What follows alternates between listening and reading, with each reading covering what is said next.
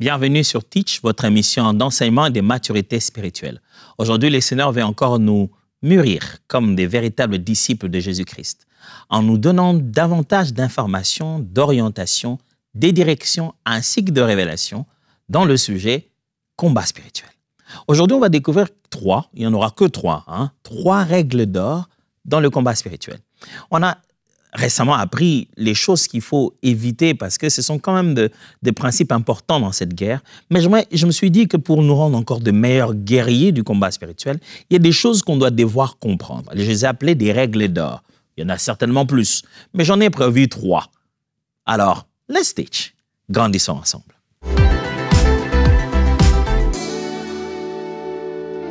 Ce que j'appelle ici des règles d'or, c'est ce qu'un chrétien doit comprendre lorsqu'il prend conscience du combat spirituel ou lorsqu'il doit exercer une prière d'autorité. Lorsqu'on est en contexte de conflit entre le royaume, il est important d'avoir ces informations, de connaître ces vérités. La première des vérités, voici. L'obéissance et la soumission bâtissent l'autorité. Voilà. Obéissance et soumission bâtissent autorité. L'autorité spirituelle, c'est ce que tout le monde, tout chrétien a compris que nous avons en Christ. Mais des fois, on se pose la question pourquoi lui, il parle comme ça aux esprits, ils obéissent, et lui, les disciples même de Jésus osent dire à Jésus, mais attends, pourquoi ils t'obéissent à toi et pas à nous? Jésus fait entrer des notions à l'intérieur qui démontrent que, en certaines conditions, d'abord, 2 notions importantes, c'est que tous les esprits n'étaient pas de même catégorie et que chaque esprit ne devait pas être traité de la même manière. C'est pourquoi vous devez savoir ça, mes frères. C'est quand même un peu important de le savoir. Jésus-Christ, dont vous citez le nom et usez de l'autorité dans le combat spirituel et au moment de la prière d'autorité, lui-même, en chair en os, n'a même pas traité les esprits de la même manière. Il a été suffisamment bon pour révéler à ses disciples en ce moment-là que la catégorie à laquelle j'ai fait face était une autre catégorie. Et cette catégorie-là demande de ta part une autre forme de vie. C'est-à-dire, c'est pas seulement que tu vas... Jésus aurait pu leur dire, mais franchement, comment vous avez fait ça? Vous aurez dû juste... Vous n'avez pas compris la chose. Il leur a dit, cette catégorie-là, il faut que ce soit quelqu'un qui vit une vie de prière et de jeûne. Alors, Jésus a révélé qu'on était en face des différentes catégories et on devrait prendre de notre côté aussi de l'élan et de la hauteur en matière d'autorité. Ça devrait être différent. Alors, qu'est-ce qui bâtit l'autorité d'un enfant de Dieu quand il est dans un contexte de combat spirituel ou de prière d'autorité? Vous le savez mieux que moi, il ne faut pas qu'on mystifie les choses. C'est d'abord le fait que Jésus est mort à la croix pour nous. Son précieux sang nous a donné la position des vainqueurs. Mais au quotidien, pourquoi en opérant, on a l'impression que l'un fait mieux que l'autre? Un des secrets est dans quelque chose que Jésus a fait. Pas seulement le jeûne et la prière, pas seulement, finalement, en notre faveur, sa mort à la croix. Philippiens, chapitre 2, versets 5 à 11. Philippiens, chapitre 2, versets 5 à 11. Je lis. « Ayez en vous les sentiments qui étaient en Jésus-Christ, lequel, existant en forme de Dieu, n'a point regardé comme une proie arrachée d'être égal avec Dieu, mais s'est dépouillé lui-même en prenant une forme de serviteur, en devenant semblable aux hommes, et en ayant paru comme un simple homme, il s'est humilié lui-même, se rendant obéissant jusqu'à la croix, même jusqu'à la mort. Il se rendant obéissant jusqu'à la mort, même jusqu'à la mort de la croix. C'est pourquoi aussi Dieu l'a souverainement élevé et lui a donné le nom qui est au-dessus de tout nom, afin qu'au nom de Jésus, tout genou fléchisse dans les cieux, sur la terre et sous la terre, et que toute langue confesse que Jésus-Christ est Seigneur, à la gloire de Dieu le Père. Philippiens insiste, Paul parle aux Philippiens, il leur dit que vous devez avoir cette attitude intérieure, cet état d'esprit que Jésus-Christ avait, qui lui, existant en tant que Dieu, n'a pas pris cela comme une proie arrachée. Il ne s'est pas dit, puisque je suis Dieu, je ne peux pas me rabaisser comme ça. Non. Il dit que Jésus a fait 2 choses qui devaient être en nous. Et ce sont ces 2 choses qui ont donné comme conséquence, le texte le dit, c'est pourquoi Dieu l'a souverainement élevé. C'est pourquoi, c'est la raison. Pourquoi Dieu l'a-t-il souverainement élevé? Pour ses sentiments qui étaient en lui. Lequel? Il a présenté deux choses.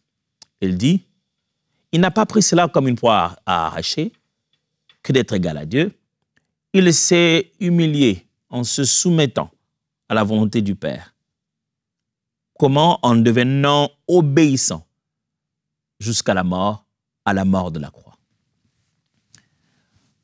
En matière de combat spirituel, je l'ai dit, l'obéissance et la soumission bâtissent l'autorité. Si vous voulez devenir fort et avoir cette autorité, prendre conscience de votre autorité dans la guerre et le combat spirituel, le plus grand secret, le premier des secrets, apprenez à obéir à Dieu. Celui qui obéit à Dieu, qui obéit à la parole de Dieu, qui obéit aux instructions de Dieu, qui fait ce que Dieu attend de lui, l'ennemi ne te résistera pas. Parce que tu es influencé par Dieu, tu deviendras influent autour de toi. Celui qui apprend à se soumettre, à laisser Dieu, même le faire passer par des conditions les plus humbles, en fait, il monte en autorité. Et ça a toujours été la règle d'or du royaume de Dieu. Quand on va vers la petitesse, ça va nous faire aboutir à la grandeur. Quand on devient serviteur, c'est comme ça qu'on devient maître. C'est en se soumettant jusqu'à la mort de la croix que Dieu l'a souverainement élevé, lui a donné le nom qui est au-dessus de tout nom. Aujourd'hui, le fait que ce nom qui a été donné à un être humain, que les gens pensaient que c'était juste un être humain, le nom qu'on pouvait aussi nous donner, tiens, Atoms, pourquoi les gens ne sont pas guéris par le nom d'Atoms? Ce nom révélé, ce nom divin, venu avec le langage de Dieu, le nom de Dieu sur la terre, ça n'a pas seulement suffi qu'on lui ait donné le nom de Yeshua. Souvenez-vous, à son époque, il y avait aussi des gens qui avaient plus ou moins ces mêmes noms. Il y a même eu un gars qui a commencé à se faire appeler Bar Jésus. Ce n'est pas seulement le nom parce qu'on lui a donné le nom, mais c'est parce qu'il s'est souverainement, il s'est humilié et est devenu obéissant et Dieu a souverainement élevé et a placé alors son nom dessus. C'est pour cette raison que vous êtes devant une prière d'autorité comme ça. Le pasteur vient, il dit quelque chose et tout le monde se dit « Wow !» Il parle au nom de Jésus, pouf, la personne tombe. Celui-là, il vient, il parle de cette maison. Les résultats sont différents. Pourquoi? Parce que quelqu'un est élevé à un niveau supérieur d'autorité. Pour quelle raison? À cause de son obéissance. Tu veux avoir de l'autorité? Apprends à obéir. Tu veux être capable d'être poignant et de dire des choses, de parler spirituellement avec autorité? Mets ta vie en ordre. Vis dans une vie d'obéissance à la volonté et aux orientations divines. Obéis et les esprits mauvais t'obéiront. Je vais vous le dire de cette manière. Les esprits mauvais ne peuvent pas résister à celui qui a obéi à Dieu. Celui qui obéit à Dieu se fait obéir. Deuxième règle d'or, à savoir et à ne jamais oublier. La sanctification fait taire l'accusation. La sanctification fait taire l'accusation. Je vous ai parlé dernièrement du fait que l'ennemi a tellement besoin de nous voir tomber dans la malédiction. Et n'oubliez pas ça, que l'un des grands travaux justement qu'il fait pour cette cause, c'est qu'il va nous accuser. C'est d'ailleurs ça, le sens de son nom. C'est un accusateur. Quand le diable est en position d'accusation et qu'il est en train d'accuser et qu'il accuse pour de vraies raisons, ça te fragilise. Ça crée une cause. Maintenant, qu'est-ce qui arrête l'accusation? Qu'est-ce qui fait que l'accusateur ne puisse pas commencer à manipuler ta tête? Que ce soit au moment où tu es en train de prier ou que ce soit dans ta vie quotidienne. Le secret? La sanctification. Vivre une vie de crainte de Dieu. J'ai parlé tout à l'heure avant de l'obéissance, c'est-à-dire mettre en pratique les orientations que Dieu te donne. Ce n'est pas seulement l'obéissance de la Bible, mais c'est aussi l'obéissance des directives divines pour ta propre vie. Mais là, je suis en train de parler de vivre dans la crainte de Dieu, le respect de ses principes, de s'éloigner du péché, de s'éloigner du monde. Zacharie chapitre 3, versets 1 à 7. Zacharie chapitre 3, versets 1 à 7. Montre une très belle image. Lisons. Il me fit voir Josué, le souverain sacrificateur, debout devant l'ange de l'Éternel, et Satan qui se tenait à sa droite pour l'accuser. L'Éternel dit à Satan, Que l'Éternel te réprime. Satan, que l'Éternel te réprime. Lui qui a choisi Jérusalem. N'est-ce pas là un tison arraché du feu? Or, Josué était couvert des vêtements sales. Il se tenait debout devant l'ange. L'ange, prenant la parole, dit à ceux qui étaient avec lui, « Ôte-lui les vêtements sales. » Puis, il dit à Josué, « Vois, je t'enlève ton iniquité et je te revêts d'habits de fête. » Et ils lui mirent des vêtements. L'ange de l'Éternel était là. L'ange de l'Éternel fit à Josué cette déclaration. « Ainsi parle l'Éternel des armées. Si tu marches dans mes voies et tu observes mes ordres, tu jugeras ma maison et tu garderas mes parvis et je te donnerai libre accès parmi ceux qui sont ici. » Il y a une dimension très prophétique dans ces textes. C'est pas là que je vais aller. Une vision de Zacharie montre quelque chose de très important qui était réel à son époque et qui était aussi prophétique et messianique. Il voit Josué, le nom du sacrificateur, un jeu de mots que Dieu fait dans la révélation de cette vision, en lui montrant Josué le sacrificateur, mais qui est aussi une préfiguration de Jésus-Christ. Il dit, le voit là devant Dieu, mais il est couvert, ses habits sont sales. Et à côté de lui se tient Satan. Et j'aime bien dans ce texte comment, écoutez comment la Bible dit, l'Éternel dit à Satan, ça c'est le langage biblique, je n'ai pas le temps d'expliquer ça aujourd'hui, mais il dit, l'Éternel dit à Satan, que l'Éternel te réprime. Vous voyez comment Dieu dit, il parle lui-même, il dit, que l'Éternel te réprime, Satan, que l'Éternel te réprime, lui qui a choisi Jésus, qui a choisi Jérusalem. Il parle de lui-même à la troisième personne. Alors, Dieu s'adresse d'abord à Satan, à l'accusateur qui est venu. Tu n'as pas le droit, tu n'as pas le droit. Vous voyez, il aurait pu juste s'adresser à l'accusateur et le réprimer et puis tout, c'est fini. Mais il se rend compte que il faut changer ses habits. Il faut le rendre pur. Il faut enlever les habits sales, il faut le rendre pur. Mes amis, le Seigneur, Jésus-Christ a déjà obtenu la victoire en notre faveur. C'est le meilleur langage. Il ne se bat plus maintenant, il a déjà obtenu la victoire en notre faveur. Il a déjà réprimé le diable.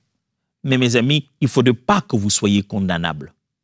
J'aime comment Christ le disait, il le disait aux Juifs, il dit, le prince de ce monde arrive, il n'y a rien de lui en moi. Il dit, on est si différents, vous ne verrez pas ça là, ces histoires de mensonges et de reste. Vous ne verrez pas sa sémence à l'intérieur de moi. Frère, vous voulez être fort dans le combat spirituel, reconnaissez très bien cette règle. La sanctification fait taire l'accusation. La bonne nouvelle, c'est que l'Esprit de Dieu est là pour vous aider à vivre dans la sanctification. Pasteur, si c'est la sanctification, c'est-à-dire que nous tous, le diable va nous massacrer. Non, non, non, non, attention, attention, vous êtes en Christ, Christ dans le Père. Vous êtes en train de vivre ce combat comme vainqueur. Et le Saint-Esprit est là, ce n'est pas pour rien qu'on appelle Saint-Esprit. Il est là pour vous amener dans la sanctification. Tant que vous laisserez votre vie être conduite par le Saint-Esprit, quelles que soient les faiblesses de votre chair, vous vivrez une vie qui plaît à Dieu. La sanctification est possible, frères et sœurs. Il est possible de vivre dans la sanctification et dans la crainte de Dieu. Et celui qui vit dans la crainte de Dieu, le diable le craint. Celui qui craint Dieu se fait craindre par l'adversaire. Je répète ça, celui qui craint Dieu se fait craindre par l'adversaire. Quand vous vivez dans la sanctification, vous faites taire l'accusation. La première des choses que l'ennemi regarde quand il veut se battre avec vous, c'est quelque chose de lui, quelque chose qui vous rendrait vulnérable. Il est comme un chien qui est en quête de peur devant son adversaire. S'il ressent la peur en toi, allez, boum, il attaque. S'il voit que tu traînailles une vie de duplicité, s'il voit que tu traînailles une vie sans la sanctification, pendant ce moment, il peut causer beaucoup de tort dans ta vie. Je t'encourage. Je te supplie, mon frère, laisse-toi être conduit par le Saint-Esprit. Si un mal a été fait, si une vie de péché s'est installée, va voir un frère, va voir un homme de Dieu, parlez ensemble, priez ensemble, ôtez cela vite avant que l'adversaire ne trouve une sorte de piste d'atterrissage où il atterrira permanemment Il va jusqu'à installer son QG dans ta vie. Débarrasse-toi de ça. La sanctification est possible en Jésus-Christ par la puissance du Saint-Esprit. Tu peux vivre chaque jour et arriver le soir, être heureux que le Seigneur t'ait protégé, t'ait fait grâce de rester dans le droit chemin. Des règles d'or. C'est pour ça que je les appelle des règles d'or. On raconte l'histoire un jour d'une équipe d'intercession. Ce n'est pas juste une histoire illustrative, ce sont des faits réels. L'équipe d'intercession était là. Ce n'était même pas l'équipe d'intercession. C'était juste que pendant un culte, je me souviens bien maintenant de l'affaire, pendant un culte, le prédicateur a fini de prêcher, il a prié pour des gens et certaines personnes sont tombées. Et vous savez, on prend toujours des gens dans des cas comme ça pour ne pas déranger un peu l'assemblée. On les amène dans une autre salle, on peut s'occuper d'eux calmement. Donc, ils arrivent dans cette salle. Il y avait un frère, malheureusement, qui était de l'équipe de chant, de musique, qui, voilà, on a amené. Il y avait peu de gens pour pouvoir s'occuper de tous les cas. Le frère arrive, il commence à chasser les démons. Au nom de Jésus, tout le monde chassé. Au nom de Jésus, dès que ce frère-là est arrivé, il a chassé, il a parlé au nom de Jésus. La personne qui était là, l'esprit, c'était une dame qui était là. L'esprit, j'ai jamais su comment on fait ça. Elle a fait, je sais pas, j'ai jamais su comment faire ça long, ouais, mais les dames savent comment faire ça. Elle fait, et le comble, c'est que la personne qui dit ça a les yeux fermés, mais elle sait. Elle tourne vers là où tu es, les yeux fermés. Il lui dit, toi aussi, tu veux oser parler. Tu veux que je leur dise ce que tu as fait hier à la télé. Tu veux que je leur dise ce que tu as regardé hier à la télé. Pendant un moment, dans le groupe d'intercession, il y a eu un calme, un silence comme ça. On a envie de dire, de quoi il parle?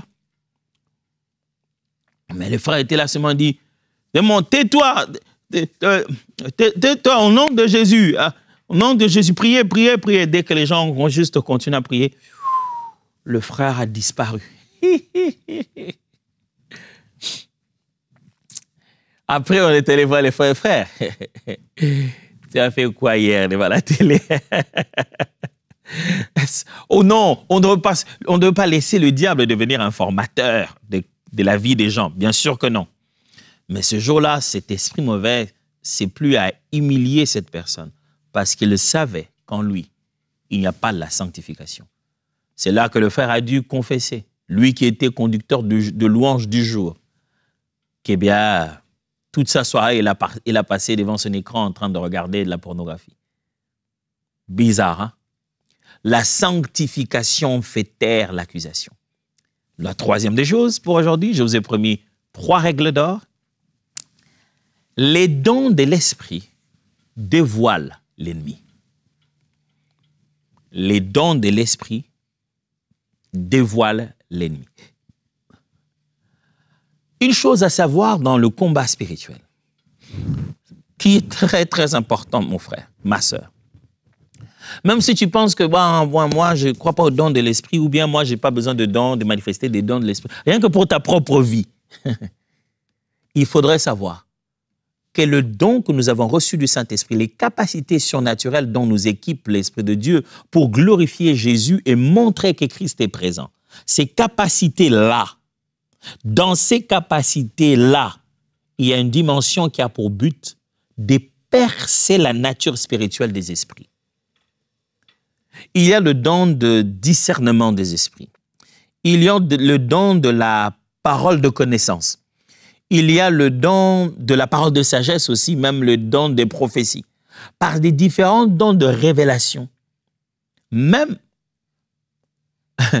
par les différents dons de révélation, mes frères, vous pouvez découvrir la nature des esprits et dévoiler le plan de l'ennemi. Actes des Apôtres, chapitre 16, verset 16. Je veux vous le lire. Actes, chapitre 16, verset 16. Comme nous allions au lieu de prière, une servante qui avait un esprit de python et qui, en devinant, procurait un grand profit à ses maîtres, vint au-devant de nous et s'est mis à nous suivre. Paul et nous, se mit à nous suivre, Paul et nous. Elle criait, « Ces hommes sont les serviteurs du Dieu très haut, et ils vous annoncent la voie du salut. » Elle fit cela pendant plusieurs jours. Paul, fatigué, se retourna et dit à l'esprit, « Je t'ordonne, au nom de Jésus-Christ, de sortir d'elle. » Et il sortit à l'heure même. Ils sont en train de passer. Les gens voient une dame en train de dire de la bonne aventure, procurer de l'argent à ses maîtres. Les maîtres est allé acheter cet esclave et se rend compte que l'esclave a des capacités surnaturelles de voir les destinées des gens. Oh, il dit, ben, c'est fantastique. Oh, mes amis, ça fait mal. Hein? Je ne sais pas pour vous, mais moi, ça fait mal de savoir que quelqu'un désire, veut qu'un esprit mauvais reste dans le corps de quelqu'un parce que les conséquences de ces démons lui procurent à lui de l'argent. Son maître sait que cet esclave souffre de la présence de ces esprits. Parce que ces esprits ne viennent pas, cet esprit ne venait pas seulement pour lui donner de connaître les choses. Cet esprit-là aussi allait avoir ses conséquences. Il devrait consommer quelque chose. Même quand un esprit, on vous a dit qu'on vous a donné un esprit, on vous a donné quelque chose pour vous donner de l'argent. Vous avez l'impression de ne rien. Vous avez l'impression que c'est ces démons qui vous donnent et il ne vous prend rien. Oh, détrompez-vous. Il est en train de vous prendre plus que vous ne le savez. C'est sûr que cet esclave, cette jeune dame, perdait quelque chose, souffrait en elle-même. Elle n'était pas libre. Mais cet esprit procurant du bien par le fait que les gens veulent connaître leur avenir et ils vont donner de l'argent pour ça, le maître s'est dit, il vaut mieux qu'il soit comme ça. Si bien que dans la suite du texte, lorsque cette jeune fille est délivrée, c'est devenu un gros problème pour lequel on a attrapé Paul. On a attrapé Paul et tous ses compagnons, on les a amenés à aller passer au tribunal. On les a appelés, on les a jugés pour trouble à l'ordre public ou quoi que ce soit. Ils sont devenus ennemis des gens parce qu'ils ont rendu quelqu'un d'autre de libre. Sachez-le toujours, mes frères et sœurs. Il y a toujours des gens qui seront plus heureux. Ça profite toujours à quelqu'un que vous souffrez. Ça profite toujours à quelqu'un que vous souffrez. Que vous soyez sous les effets des esprits mauvais, ça profite toujours à quelqu'un. Dans vos douleurs, quelqu'un rit toujours. Gloire soit rendue à Dieu à cause de Jésus-Christ. Par qui et en qui? En foi, quand nous plaçons la foi en lui, il nous libère de toute puissance de l'ennemi. Frères, sœurs, vous qui m'écoutez, maintenant, je ne sais pas d'où vous m'écoutez, mais je m'aimerais insister. Donnez votre vie à Jésus. C'est la meilleure des choses qui puisse vous arriver. Vous, frères et sœurs qui êtes en Jésus-Christ, j'aimerais vous le dire. Il vous fera marcher, même dans la vallée de l'ombre de la mort. Même en dressant une table entre vous et vos adversaires, ils ne vous feront aucun mal. Parce que celui qui est en vous est plus puissant que celui qui est dans le monde. Laissez-les se mordre le dent, mais ne toucheront même pas au poil de vos cheveux, parce que vous êtes cachés en Christ et Christ dans le Père. Et Paul, donc marchant, partant, revenant, cette femme continue à dire des choses qui semblaient être intéressantes. Vous savez, vous n'avez pas un discernement des esprits, vous dites, waouh, cette femme, c'est peut-être un esprit de Dieu qui lui parle, hein, parce qu'elle a quand même reconnu de quelle nature nous sommes. Si elle nous reconnaît, c'est que c'est Dieu. Or non, ce n'était pas Dieu. Ce n'était pas Dieu. Mais Paul a su. Paul a discerné. Ce n'est pas Dieu ça. Et j'aime comment la Bible appelle ça, avait un esprit de python. Même la nature de l'esprit est dit. Ça, ce n'est pas Dieu. Frères et sœurs, les capacités surnaturelles que donne le Saint-Esprit vous seront très utiles dans le combat spirituel. Parce que le Saint-Esprit vous révélera la nature des esprits. Il vous révélera la nature de l'esprit humain, il vous révélera la nature des démons. Je me souviens une fois, je faisais une délivrance, je priais pour quelqu'un. Au moment où je priais pour cette personne, on a d'abord eu un temps d'échange, de paroles et tout. La personne commençait à être convaincue qu'elle avait des esprits mauvais. Elle était convaincue tellement qu'elle a vécu des traumatismes au niveau de la famille et tout. Tellement qu'on l'a accusé, il s'est dit, peut-être que j'ai des mauvais esprits. Pasteur, je suis venu aujourd'hui, délivrez-moi seulement. Moi, je ne savais pas que la personne était bien préparée, elle avait amené un genre d'épargne au cas où elle tombait dans une mauvaise position pour que je puisse la couvrir. Donc, elle était préparée, moi, je ne savais pas. Mais j'étais au bureau, donc j'étais de l'autre côté de la table, elle était d'un côté. Donc, elle est venue vraiment pour la délivrance aujourd'hui, qu'on puisse la délivrer. J'ai dit, OK, on va prier. Je prie au nom de Jésus. Là où on était, la personne avait une taille qui ne pouvait pas permettre de tomber là-bas. Donc, elle devait tomber, ne pouvait pas tomber vraiment horizontalement. Elle devait tomber un peu à l'oblique pour qu'elle ne puisse pas se faire mal. Je prie au nom de Jésus. Pendant que je prie, je sens que la personne tombe. Elle était assise, elle tombe devant comme ça, comme quelqu'un qui se prépare à nager. Mais elle tombe, je veux dire, elle tombe soigneusement, quoi. C'est-à-dire, elle se fait une place de tomber.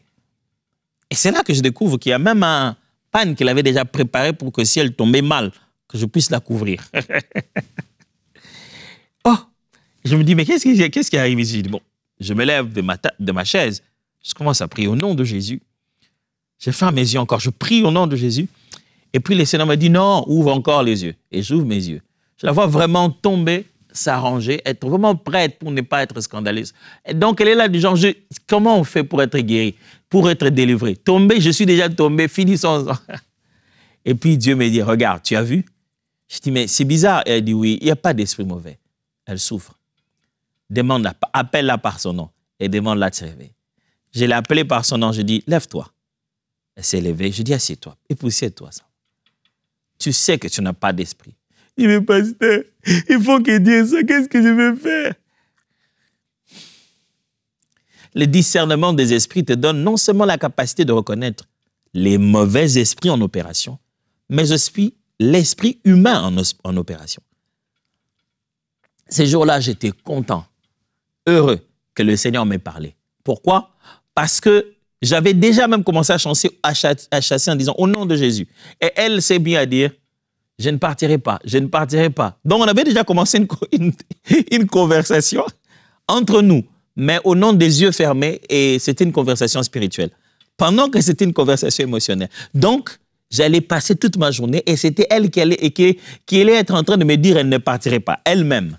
Oh là, que Dieu vous donne de fonctionner dans les dons de l'esprit et d'avoir les discernements. Tiens, laissez-moi prier pour vous. Père de gloire, je prie pour mes frères et sœurs. Ouvre-leur les yeux de l'esprit. Ouvre-leur les oreilles. Permets-leur de saisir ton message, ton orientation, ta direction et d'être toujours de vainqueurs dans le combat spirituel. Au nom puissant de Jésus. Amen. Voyons-nous demain et que Dieu vous bénisse.